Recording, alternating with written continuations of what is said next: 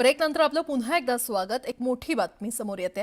KDMC निवडणुकीत भाजपनं खातं उघडलेलं आहे। पॅनल क्रमांक 18 मध्ये रेखा चौधरी यांचा एकच अर्ज दाखल झालाय आणि त्यामुळे भाजपच्या उमेदवार रेखा चौधरी या बिनविरोध निवडून आलेल्या आहेत। 18 या प्रभागात ओबीसी महिला आरक्षित जागा होती आणि एकच अर्ज आल्यानं उमेदवारी बिनविरोध झाल्याची माहिती मिळते।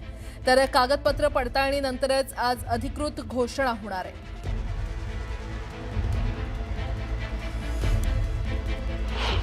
खरं तर हा विजय हा ईश्वरीय विजय आहे, हिंदुत्वाचा विजय आहे।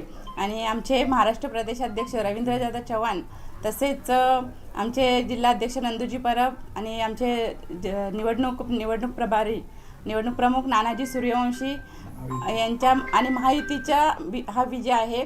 तसेच हा भारतीय जनता पार्टीचा विजय आहे। आपल्याला सगळ्यांनाच माहिती आहे, भारतीय जनता पार्टीवर हा नागरिकांचा मोठ्या प्रमाणात विश्वास आहे आणि हा जो विजय आहे हा भारतीय जनता पार्टीचा विजय आहे। आणि हा सगळा जो विजय आज झालेला आहे, हा सगळा विजय आमच्या वरिष्ठ नेत्यांना समर्पित आहे।